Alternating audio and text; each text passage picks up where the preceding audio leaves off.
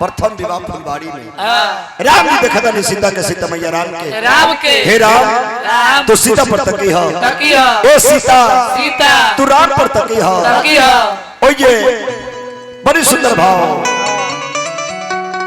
किसी राम के नजरिया फूला फूला अरे मरियम लरी रे सिया जी किसी राम के नजरिया फूला मरियम लरी राम के नजरिया फूला मरियम लरी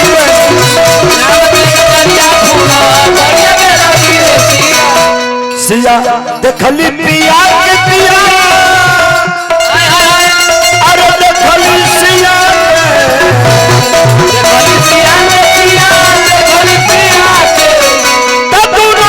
समान चला अरे छतिया में गरीब सिया जी के नजरिया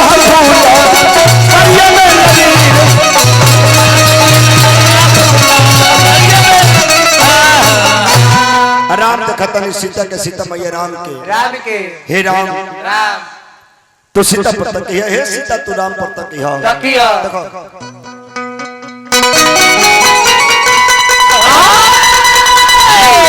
कि राम सिया के मधुर मिलन से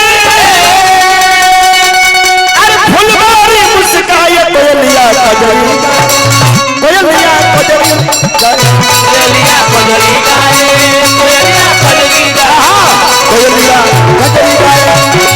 कजरी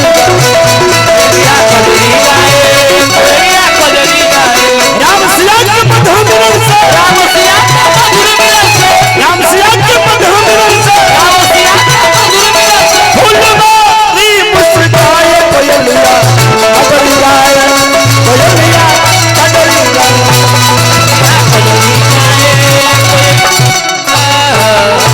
भगवान राम माता सीता के प्रथम मिलन ए जे मिलन होला बबुआ माता सीता जी मन ही मन कहता कि हे दुनिया के मालिक हे नारायण हम अपना मन से ना माई के आदेश पा के गिरजा माई के पूजा करे आइल बनी अब हमरा जाए के आदेश दे राम लक्ष्मण जी बबुआ मन ही मन विदा दे के अपना मुनिवर विश्वामित्र मुनि के लगे चल गइल ओ हां कुर्सी विराजी कुर्सी माता सीता जी ने दोबारा में गिरिया माई के पूजा करे जाते हैं अपन जिला के लोग गावेला कि रसी आए रसी सिया जी कि गिरजा पूजन कैली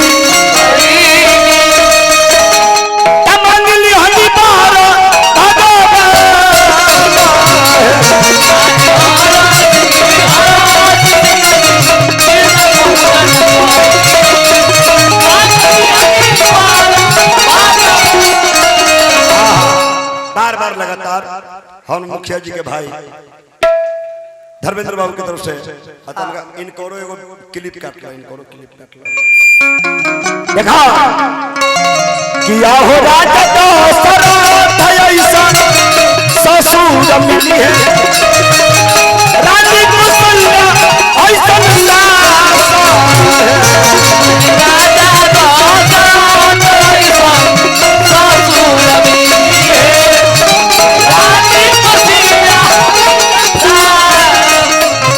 देवर कैसा चाहिए तेरा लाख छुमा ऐसा देवा रमनी है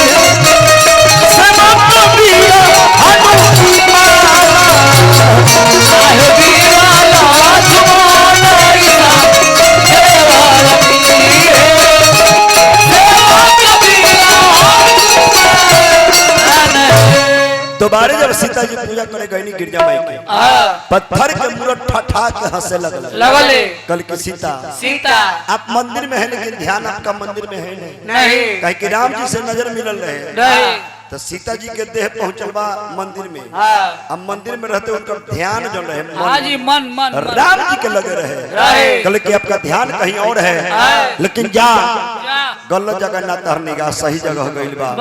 ये हमारा आशीर्वाद है, दुआ है। सुनो सीए सतसी हमारी पूरी मनोकामना तुम्हारी। क्या बेटी सीता तुझे करे का चाहता रू उहे तेरा पति के रूप में भेट रही है। तो सीता माई वरदान पाके हाजी वापस अरे माता बोली बचनवा,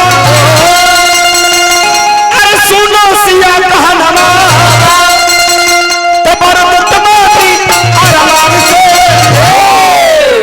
हमारा आशीर्वाद बा। और एक दिन मिलनमा होई है श्री भगवान,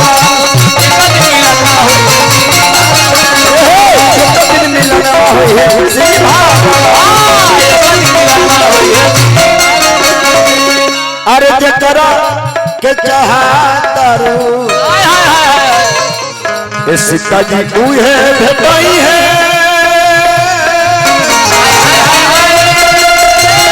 तार भवनमा में अपरुक जाई है।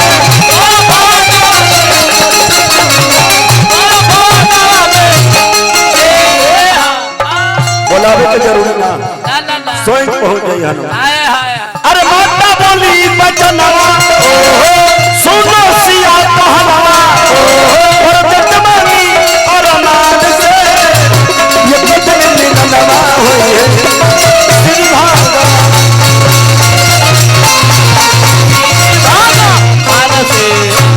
आशीर्वाद पाके मैया सीता सखी लोग के साथ में दरबार में चल गई। अब का देश विदेश के वीर भूप लोग हाजी का ऐलान होता बबुआ।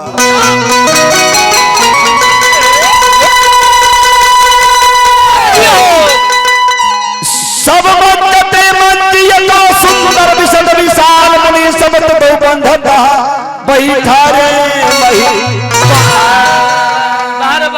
हे देश के राजा लोग साहेब, राजा जनक का यह ऐलान है, परम है जो वीर धनुष को तोड़ेगा सीता उसी के साथ ब्याही जाएगी।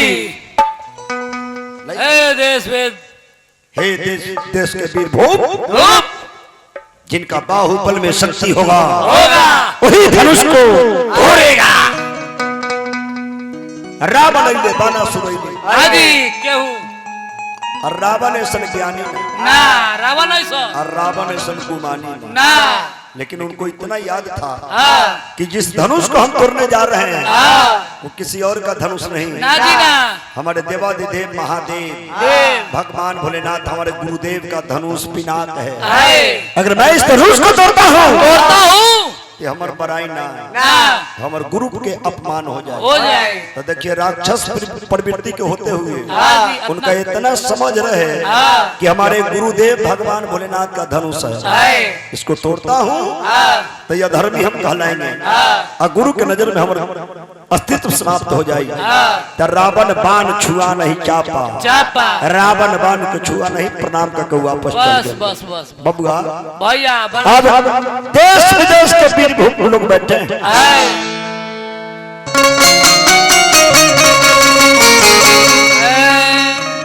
बड़ी सुंदर धुन है न झटको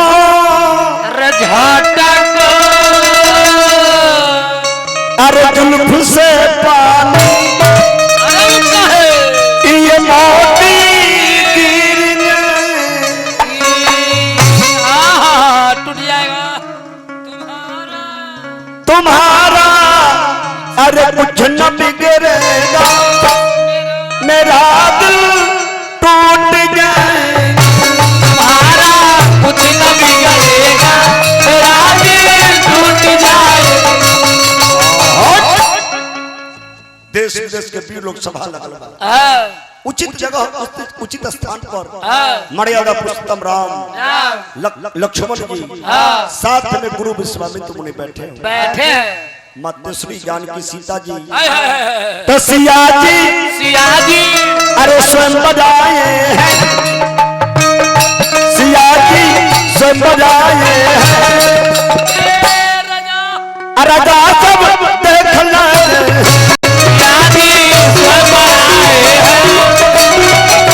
ले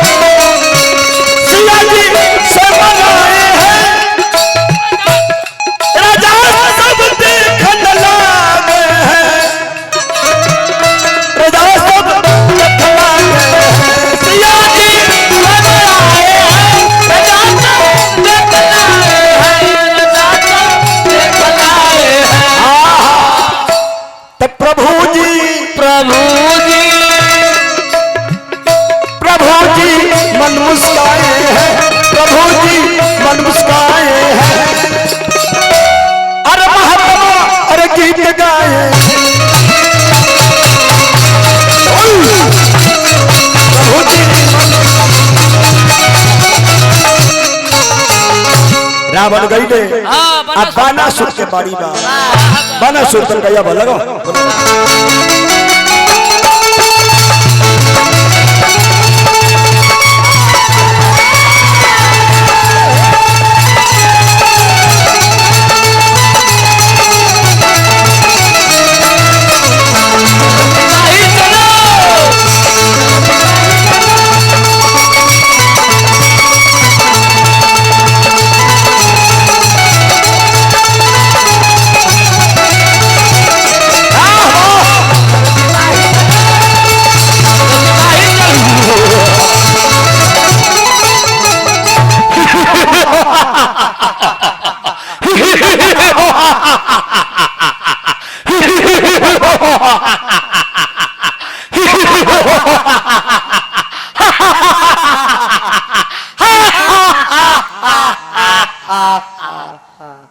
अच्छा तो धनुष तोरे आयल वाला के मैदान आइल हो बबुआ बताओ अच्छा हाथ में ए, लोटल।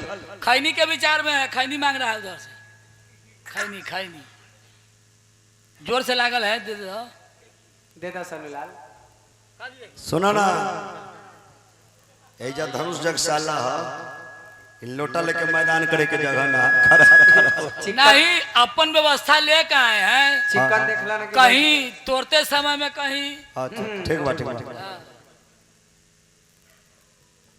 ताकत लागेला ना इस समय ई कन्हा पर कहा जी जी ई मुस्पी पर है मुस्पी पर ये हो होशियार है आप भी टीचरे के लेके लग रहा है नहीं नहीं नहीं तो हम प्रिंसिपल के प्रिंसिपल के बाल बच्चा है ए लड़का है लड़का बाल बच्चा हुए भाई एक के बात था ई कन्हा पर जो भी है सामान इसको साइड कीजिए ए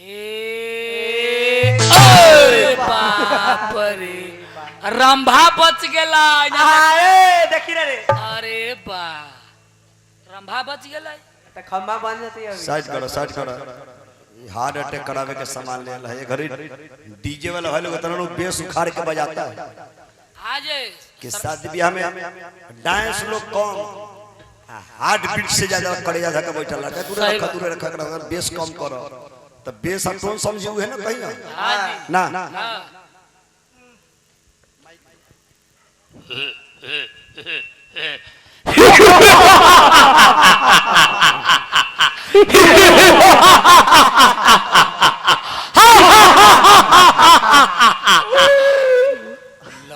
महाराज भीड़ तक रुक गई अब तो चेहरा बड़ा सा लग रहा है क्या भीड़ है दे दुआ आपको बता रहा है जोरे जोरे कर रहा है सब कौन है सब बाल बच्चा है सब बाल बच्चा है अरे साहब जोरे जोरे हंस रहा है सब बाल बच्चा है जी जी ये कौन है ई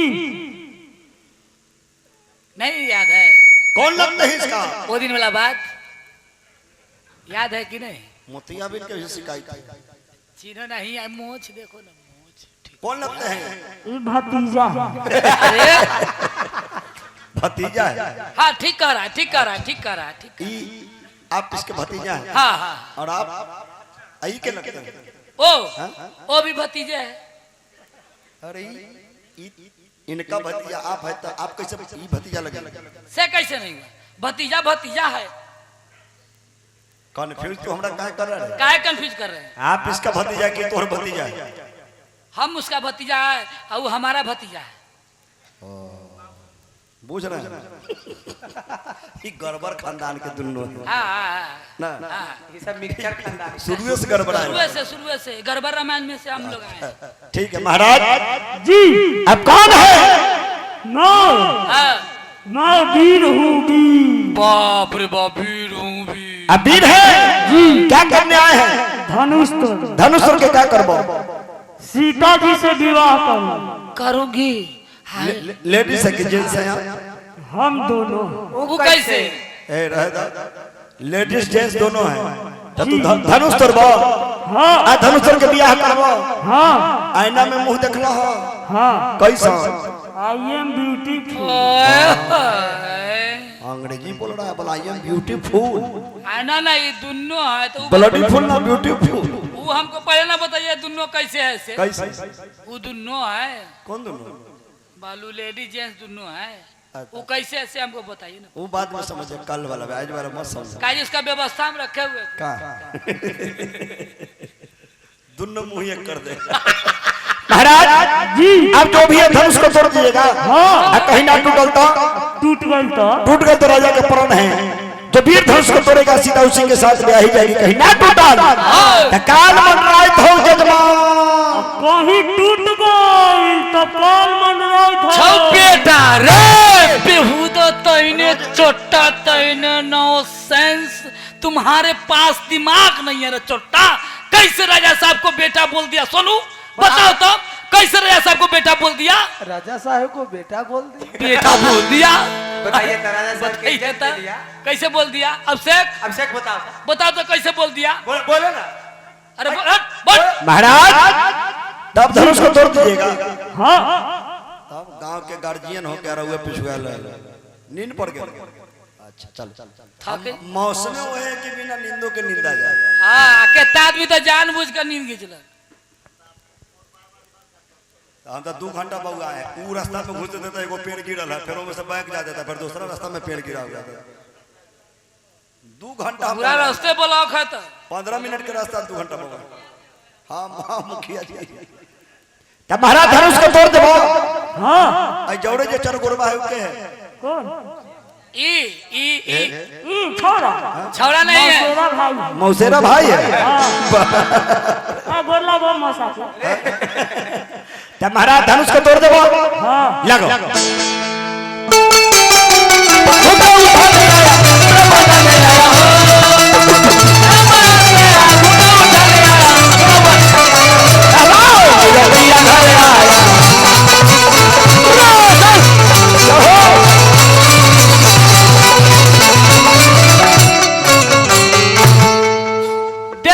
देखिए राजा साहब क्या देखिए?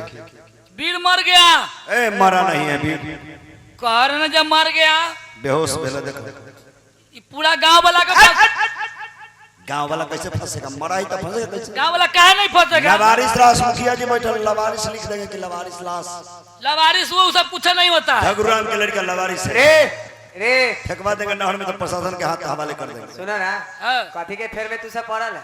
112 पर ना फोन करो 112 बउआ देखा छी जहां तहां पेड़ गिरल है सब व्यस्त भेल है। तब की करबै? 102 पर कॉल कर। अरे तो हुआ तो एकरा डिलीवरी ना करा दे। तो रुक हम आशा के बुला लेबै।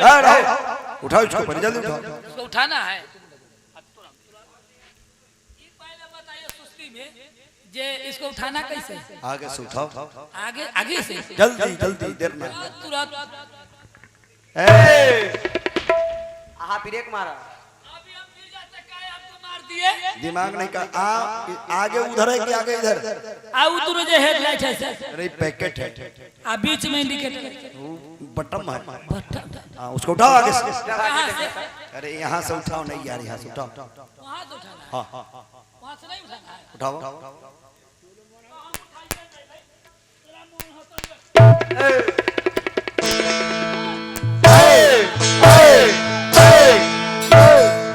एक हाथ और हाथ तो चक्करा।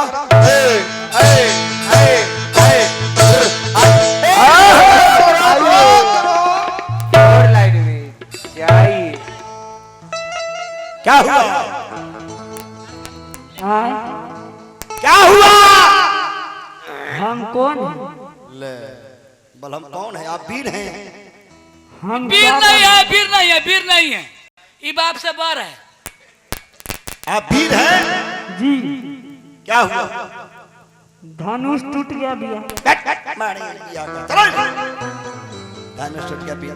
धनुष टूटा है, टूटा है। आँख सब लोग अंधा है, तू आँख वाला है। कहाँ धनुष टूटा? टूटल किन्ने? टूटल है तब ना। समझ में नहीं आ रहा।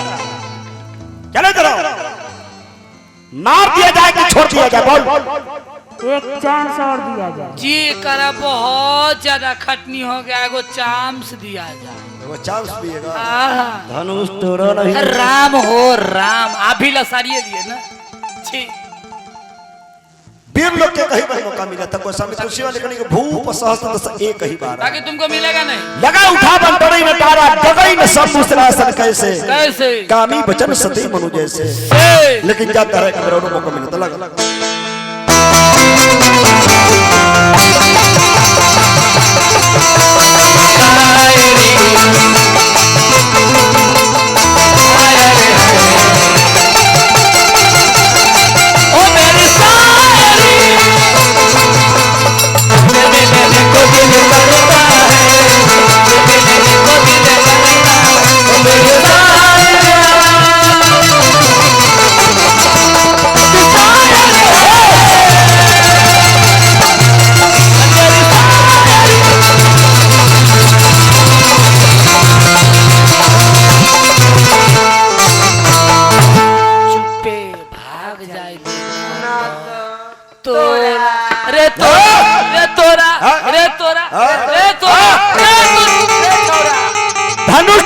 के बाद हम तीन भर धनुष नहीं न डोलल राजा जनक महाराज क्रोधित हो गए कल के हे दंडस के राजा लोग तो वीर धनुष को तोड़ेगा सीता उसी के साथ में है जब ये मेरा ऐलान था लेकिन तो हमरा परन पर पानी फेर दिया अब जब को मखा भटमानी वीर विहीन वही न जानी तदहु आस निज निज गिरी जाहु आप अपने अपने घर को जाइए लिखा न विधि विदेही विवाह मैं जानता ये धरती वीरों से हीन है राजा जनक ऐसा कठोर प्रण करता नहीं राजा जनक उंगली देखा के लगले बतिया है वही में शेषा अवतार लक्ष्मण जी बैठे हुए तक के हमर सांप के उंगली दिखाइए वो मानेगा ना फोन मार देगा तो लक्ष्मण जी खिसिया गए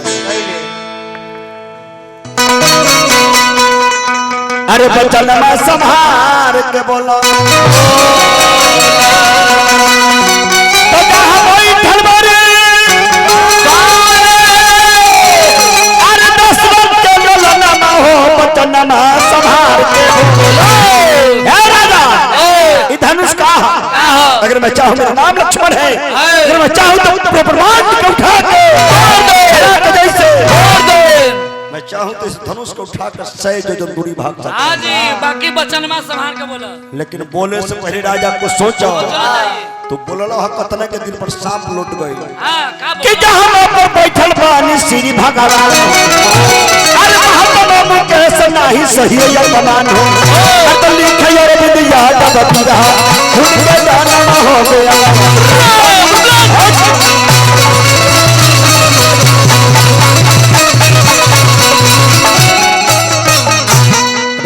लक्ष्मण के क्रोध देख के मिथिला के नर नारी कहते करे देखे के लइका लीले के गुलर ये कुछ करिहन का बबुआ हो भैया हो गुरु विश्वामित्र मुनि भेटे ला गइले हो न हो कहीं लक्ष्मण काम के गड़बड़ा दी बबुआ भैया तो लक्ष्मण जी के समझावे जाला राम कहले कि भाई आपका बड़ा भाई यहीं पर है हमरो मर्यादा रखो कहले कि भैया हम आपका बात रखेंगे राजा जन बोलले बा कि हमरा बस के बाहर हमसे बर्दाश्त होत बा ना तो लक्ष्मण जी कहता नहीं कि हम तभी मानो जब सीता जी के तू भाभी बना के ले चलबो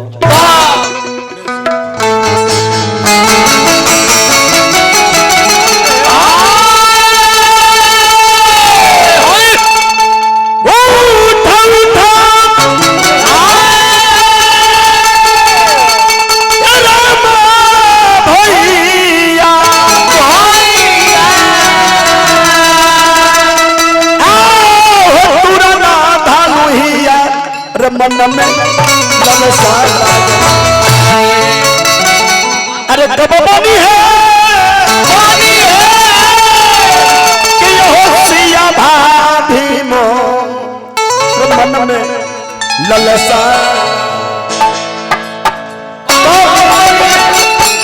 सिया भाभी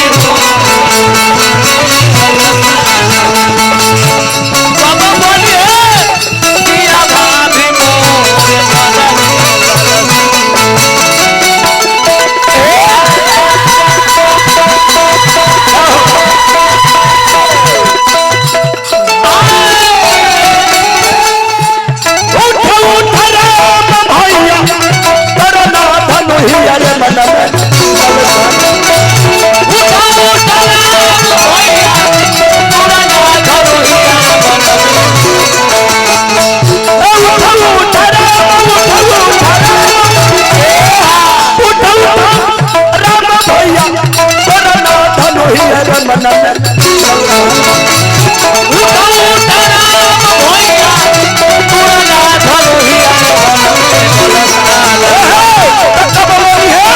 सिया भाभी